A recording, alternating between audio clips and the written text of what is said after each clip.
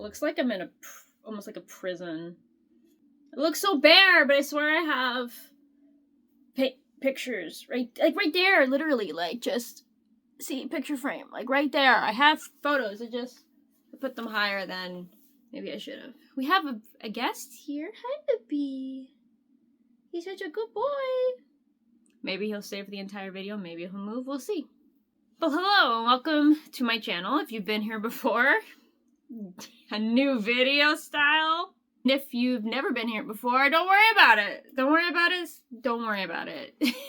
This is a video that I've been wanting to make. Just a vlog vibe and talk about books that I've read. Though I realize I've only read 5 books so far this quarter, which is a lot, which is more than some people, not as many as some, but it's still a good amount of books that I've read. Don't worry about this, actually, by the way, I should acknowledge this. It's just every few months to 6 months, my wrist just kills if it's not supported, so I've got this on for now. I wanted to make a video on the books that I've read so far for this year, so the first quarter, but I felt like I didn't have enough content to talk about for a decent amount of time, so I decided to do just a media video of what I've consumed, because I've actually started this year a media journal where I keep track of things that I've read, things that I've watched, things that I've played, and keep it all here just in a nice little journal to keep track and memories of. So I'll print out I'll print out a little photo. I have a little mini printer over there. I put 2 images per sheet and then cut it in half, put it in here, then write a little blurb. As you can see, this is my first page right here, Sonic 2 and 3. And so yeah, we'll talk about movies, TV shows, books, and video games that I've played and done this year so far. Should be exciting. No disappointments yet. So first we're going to start off with TV shows. I watched season 3 of The Legends of Vox Machina. I watched that with my mom, and I really enjoyed it. I've watched the entire campaign, like, back when it first was being released, so I've been a long-time critter, and it's been interesting to watch the changes that they've made, the references that they've made, and they made, of course, it's going to be hard to adapt everything, but they're doing a really good job. There was a couple points where I'm like, what the heck is happening? And I kind of liked not knowing what was going to happen. It was exciting, and my mom's enjoying it. I enjoyed it. They made some references to Calamity and stuff, but they made references to a few different things for their newer campaigns. Even Campaign 3, they made a reference to and such, but no spoilers there. Oh yeah, I forgot to mention that I won't be doing any spoilers, or I'll do my best to not spoil anything. But they made references to newer campaign stuff. And it was great. And I liked not knowing, because my brain is just sitting there, like, trying to remember, because I didn't remember a bunch of it. And so, but it was nice to enjoy and to experience. And I watch it with my mom. And I'm excited for the 4th season. I think it's going to be the last season, because after that, there's nothing else. So there's some changes they made to that season that made me mad. I won't talk about, obviously, with spoilers, but made me mad. Next season that I watched was the first season of Dimension 20's Dungeons and Drag Queens. It was so good. It was short and sweet, just 4 episodes. The second season is longer, I believe. I haven't watched it yet, but I loved it. I love Jujubee, instant fave. Like, Jujubee's energy that she brought to the table, and how, like, into it she got, and the emotions, and the whole, like, I'm going invisible, and then it's just, like, the gags. All the goofs and gags. Alaska was fantastic. I loved what she did with her character, and the thing at the end was funny. Monet, she's played D&D from the vibes that I got, if I remember correctly, and Bob also played D&D before. They were also fantastic and great. The accents, the names. I love how Bob played her character. She was fantastic and great, and Monet was just really good as well. Brennan did an awesome job, and I loved his outfits. His makeup and everything, he looked fantastic. And he looks even better in the second season. But it was a great story. It was cute. It was concise. It was 4 episodes, and I had a lot of fun watching it. And I can't wait to watch the second season. And then the last show that I watched, I only watched 1 other season. Not a lot of TV. I did start watching Parks and Rec. Actually, I technically watched the first season of Parks and Rec over. I should add that in here then. I had it just playing on in the background. I barely paid attention to it. The first season was short, but it was alright. It was the first season. It was a little rocky, but I enjoyed it. It was good. I like Parks and Rec. I love Leslie Knope, that's her name. It took me a moment. I'm like, Amy Poehler's character, I love her character. She's cool. She's really enthusiastic and loves what she does, and I hope to one day be that enthusiastic and love my job. The reason I remembered Parks and Rec was because this last show that I watched, seasons 1 and 2 of Severance. Obviously, no spoilers. I did enjoy the first season more than the second seasons. I'll tell you why. Calm down. If you all don't already know, I'm AuDHD. I have autism and ADHD. And I find when a first season of a show sets a precedent, sets a structure, sets a flow, I get used to that.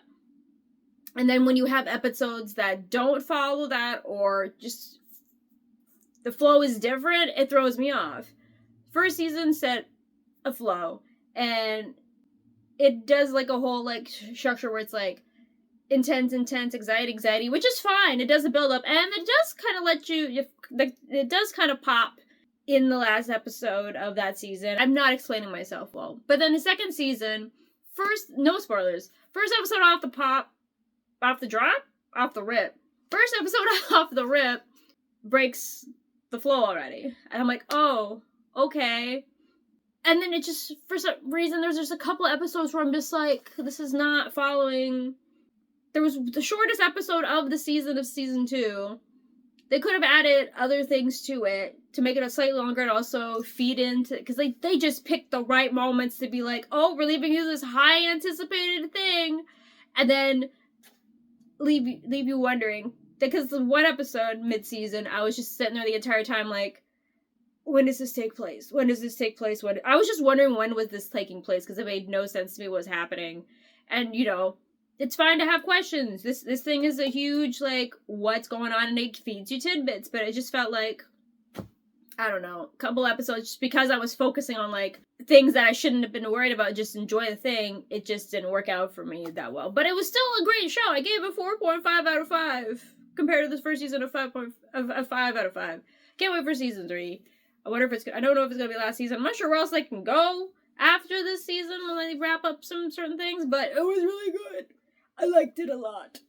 Alright, next we're going to go over video games. I have not played as many video games, or I haven't tracked as many video games as I thought that I was going to play, because I played some roguelites.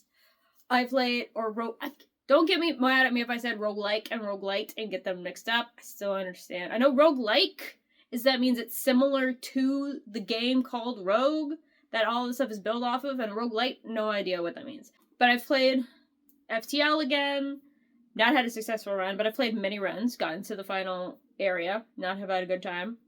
Played Wild Frost, beat that several times, so I should have, like, them in here, I realize, so I'll add them in after.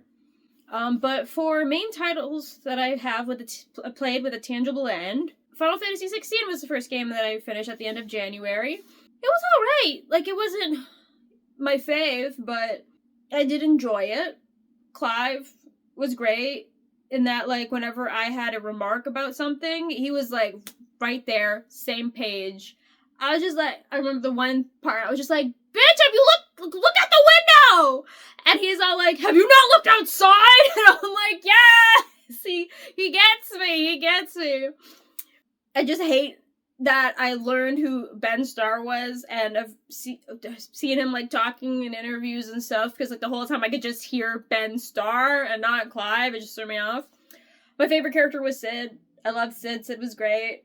His actor, fantastic. I'll reference him a little later, because he actually was in a movie I saw. Like, he was great. I loved him. It was funny.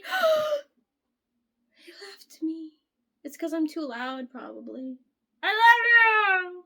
But yes, it was great. And then the whole time, just, Joshua! That's all I have to say. No spoilers. Joshua!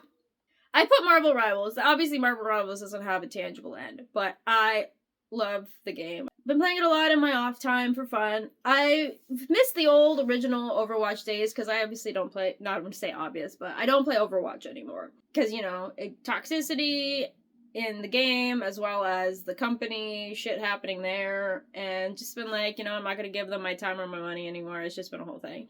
But Marvel Rivals has reinvigorated that feel and the love. I have a lot of fun playing it. And I've been playing more DPS in comparison to how I played in Overwatch. Because in Overwatch, I always got stuck playing healer. It was always a struggle. But I'm surprised at how much people enjoy playing healers or strategists. Yeah, duelists, strategists, and Vanguard. Playing strategists. I'm surprised at how much people like playing strategists in this game, so I can play DPS. So I usually play Scarlet Witch for DPS, and I've been playing Invisible Woman for healer. She's been a lot of fun, and I really enjoy playing her.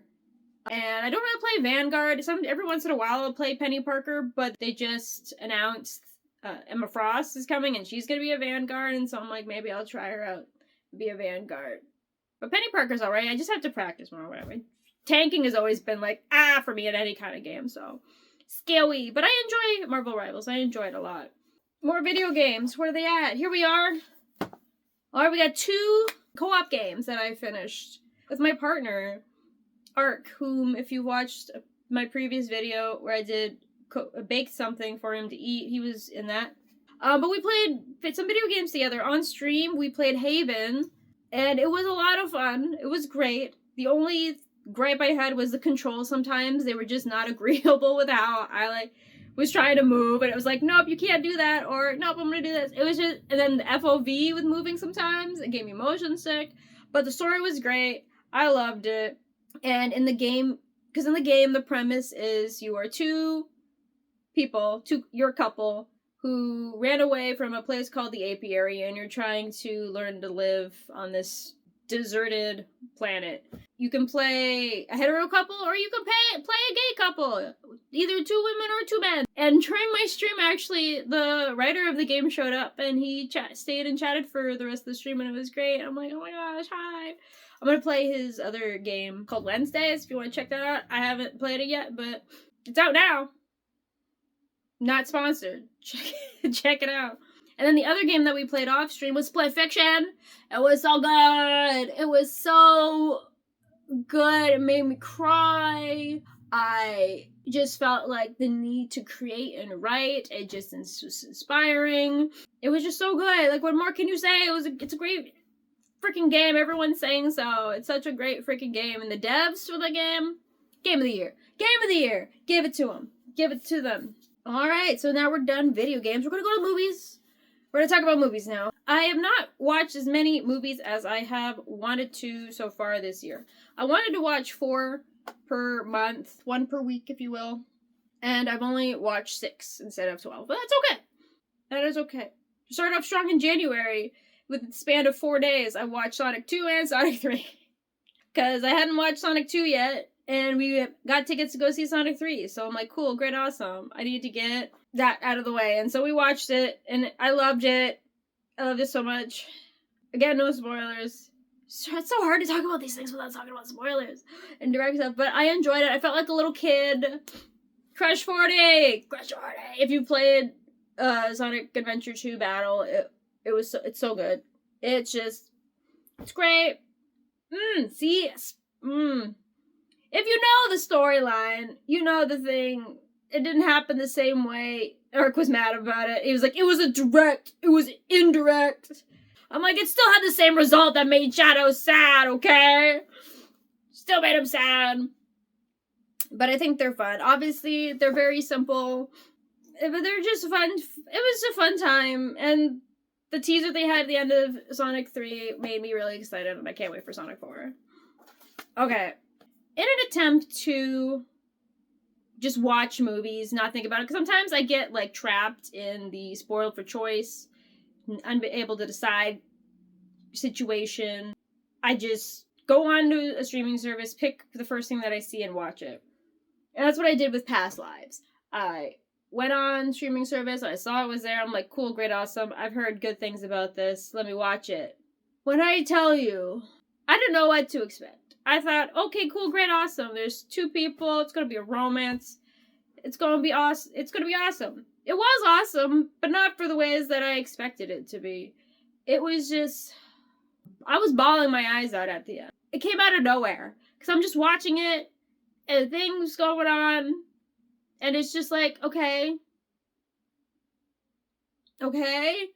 And then it ended, and I'm just sitting there like, just sitting in silence for a moment, taking it in, and then I just start bawling my eyes out, sobbing for a good 2 to 3 minutes. And then I go outside, go find my partner. He's in the middle of playing a game. He pauses his game. He's like, "Are you okay?" And I'm like, "Oh." And then he just holds me, and I cry more. It was just so. I didn't expect to feel that viscerally, so strongly. It was a great film. I cannot recommend it enough. Perfect score, 5 out of 5. Watch it again. I don't know if I could sit through watching it again. It was powerful, and I'm just like, oh, it was really good. It's really good. And the next movie I watched was Agatha and the Truth of Murder. Same situation, where I was like, hey, I'm gonna go on the streaming service. I'm just gonna pick a movie. And I saw that. I was like, great, let me watch it. It was alright. It was okay. It gave me the writing feels because the premise is... I haven't been talking about any of the premises of just the basic premise of the stuff. You can tell I don't do this often. Or if at all. It's my first time. But Agatha, the premise was she was having writer's block, and it's basically a fictional history where they tell the story of what Agatha did during the time that she had disappeared, and then she claims she had no memory of. I don't know why I was going for air quotes. She may have had her memory, she may not have, and we don't know. So it was just a fictional story. It was intriguing, but it kind of played out similar to a lot of her stories do, because it goes where like, oh, it basically everybody gets accused, but the one person who doesn't, it turns out to be them, kind of thing. It was your standard classic murder mystery formula. Everyone gathered or at least the standard Agatha Christie formula, that because like she gets her groove on after this part apparently, because everything before she disappeared apparently wasn't as good. But it's like everyone gathered in a home in a central place, multiple murders, suspect everyone until the last person is the culprit, kind of thing. But either way, it was fun. It was interesting because again, I was like pulled in by the concept of writing. I need to do that. And Sid from Final Fantasy 16. He was there. Walt is in. I hear that voice and I'm like, oh, is that my boy? And then I see him and I'm like, it's my boy. So that was exciting. That was great. I'm like, it's my boy.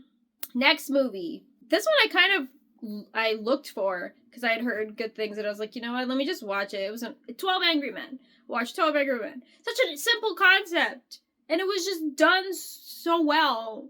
Like, I'm getting more intrigued with movies that don't follow today's usual formula for stuff and aren't heavy action. Because, like, when I look at Past Lives and 12 Angry Men, if I was a kid, I don't know if I would have sat through, watched those, and appreciated them as much. But I'm going through a time where I'm just like, just give me a good story.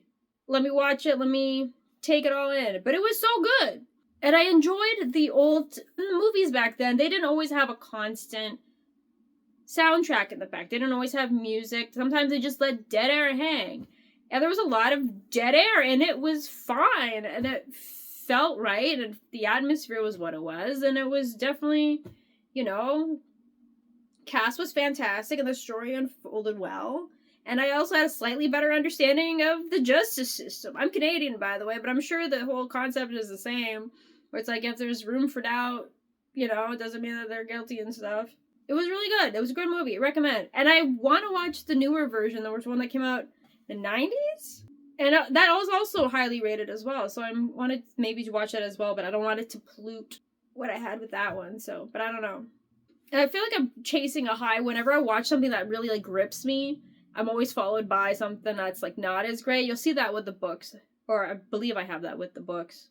I'll explain it when I get to the books. But between 12 Angry Men and the next movie, I hadn't watched a movie in a month.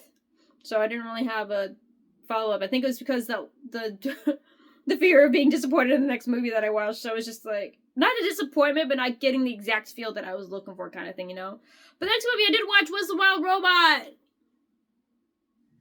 I watched this in my Discord with my followers in my Twitch Discord. Oh my god, I was crying several times during that movie. I cried. It was so good. I loved it. It was beautiful and perfect. Animation, beautiful. Voice acting, fantastic. And the story was just so good, and I was crying. Lupita, always in bangers. She's always in bangers. She did a great job. I don't want to spoil anything. But now the pièce de résistance, the books, the reason we're all here. So this year, I gave myself the theme of nostalgia and joy, where I'm like, you know what, I'm gonna refine some joy in some old things that I love. I have not been sticking to that theme all that well, if you can tell by what I've consumed, but I've kind of kept to that with the books that I've read so far this year. So starting off, I've listened to a few audiobooks. My first audiobooks were random ones that I picked on Audible when I had my, first ever subscription, and I picked them. I didn't read them in quite this order, I think. Maybe? I discovered the Palace Job by Trick Weeks, or Patrick Weeks. They now go by Trick on the internet.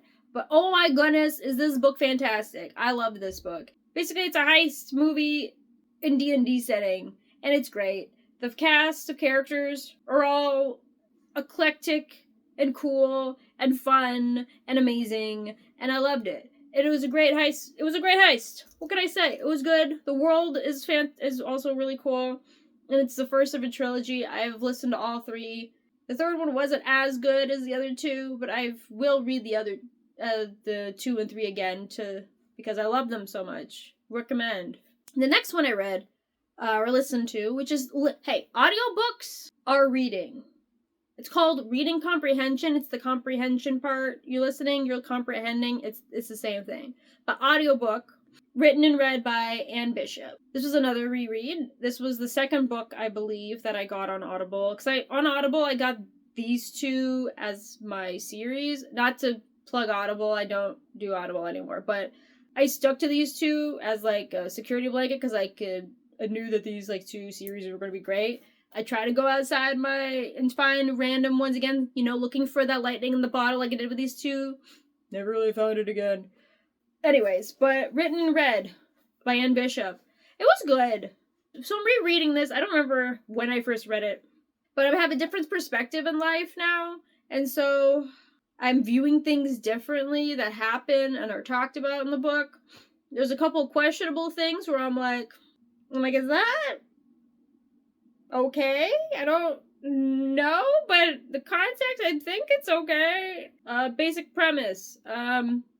There's a world, basically almost like our own, except there are things called the Others, which can range from vampires, shifters, elementals, and then things beyond our comprehension, which I would equate to, probably isn't, but I equate to maybe like Cthulhu-esque, because they're in the wilds, nobody's seen them. And then there's what the main character is, which is like Blood Prophets. It's not really that much spoiler, it's fine. She can have prophecies by cutting her skin, and she gives prophecies.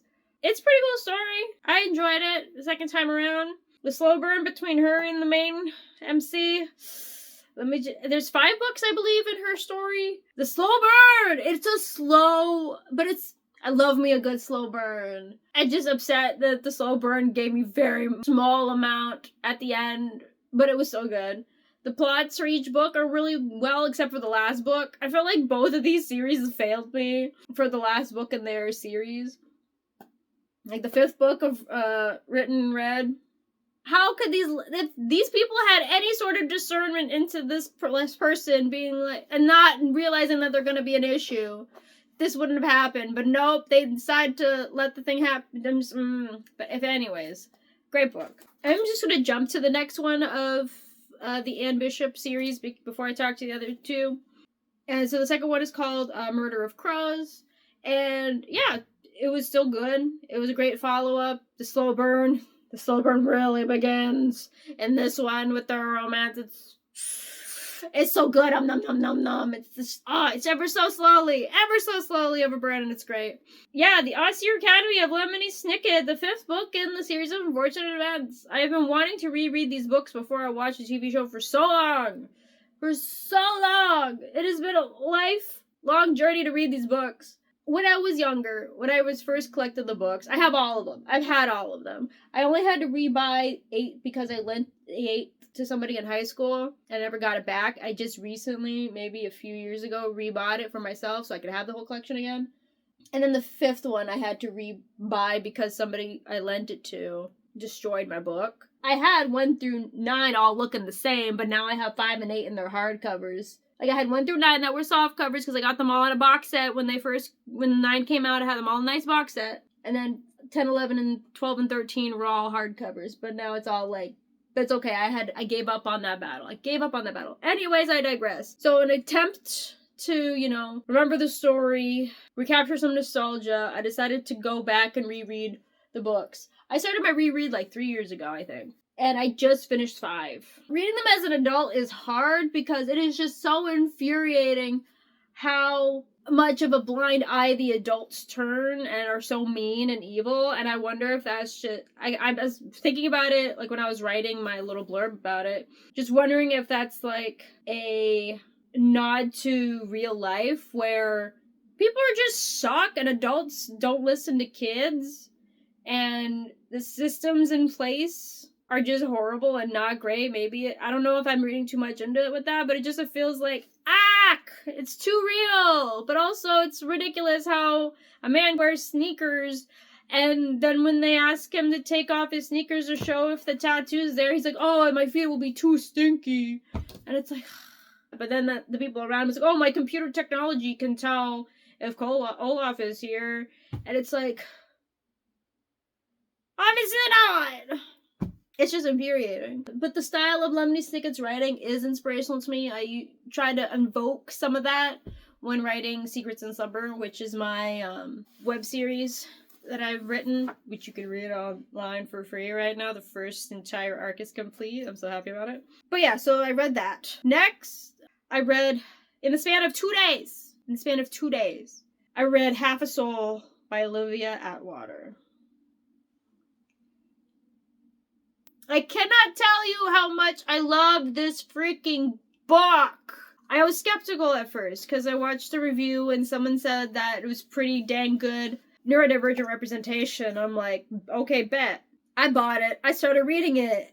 And then I'm like, it feels a little stereotypical or something, but I don't know. But then I kept reading and I'm like, this is, her little hidden little pile of words that people use against her that she keeps inside and pretends isn't there. It's just, it's so good. The metaphors that they use, the metaphor used for internalizing negativity and not emoting correctly was so relatable. And then being like, I didn't react the right way. It's so relatable.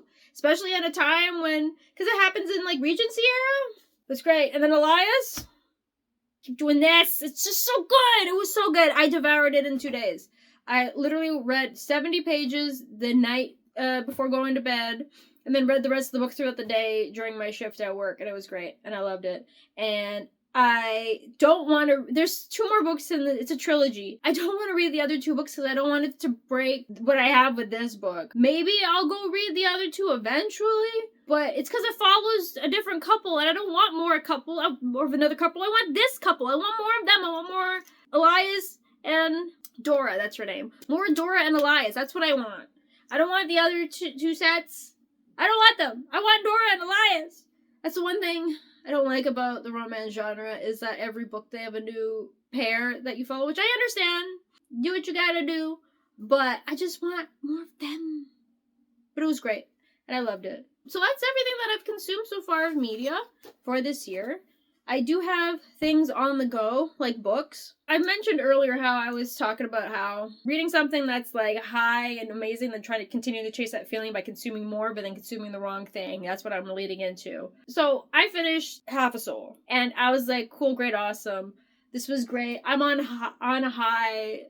It's all romancy and kicking my feet, and I love it. And then I was thinking to myself, I would love to read something where it's like, you know, a 30-year-old looking for love and more lighthearted, cool, great stuff, you know? But then I couldn't really think of anything else. But I've had this book, my TBR, sitting right there ready to read next. I'm like, you know what, let me pick up this book, and it's just heavy, darker themes, and the main characters are 16-year-olds, and I'm like, oh no, this is not what I want. So it's taken me a bit to get the engine revving, but I'm currently on chapter 3 of it. So I guess we'll go into what I'm reading next and what I'm currently reading. Currently reading Blood Debts by Terry J. Benton Walker. It's set in New Orleans, and it's got magics, and yeah, it just starts off real heavy, and I'm like, oh, it's definitely a definite huge tone change from The Half a Soul, so great choice by me. I also am reading and working on Myrtle Volume 1. I will not hear that this is not a book. This is a book, okay? Look at this. Sure, a chunk of it is, you know, clues and stuff, but everything else, yes, it's all puzzles, but there's an overarching story happening in each section and overall the entire book. There's romance, there's betrayal, and of course a lot of murder. What else do you want in a good book? Like, this is great. I count this as a book, and I'm almost done it, and I will count it towards my book number for the year. I'm currently at 83. There's 100 murder mysteries in here. This is really great. It's a lot of fun. I've just been like, oh, the things that are happening. Oh, my lord. And then I have Pride and Prejudice. I've been slowly working on this. I've been trying to read it, but I realized I also have a audiobook version, so I might just start listening to it while reading it to get me through it. But I am enjoying it. I do love Pride and Prejudice. I'm a Pride and Prejudice girly. It is coming back to theaters near the end of this month, and I really want to go see it in theaters. I love it so much. And I also want to watch the TV show. I never did watch the one with Colin Firth. I haven't watched that one, but I want to watch that one version. But I want to read this first. But it was also great reading this and then having the movie play out in my head and be like, oh, this is where this is going to happen, or oh, da, da, da. I'm at chapter 13. There's only on page 75.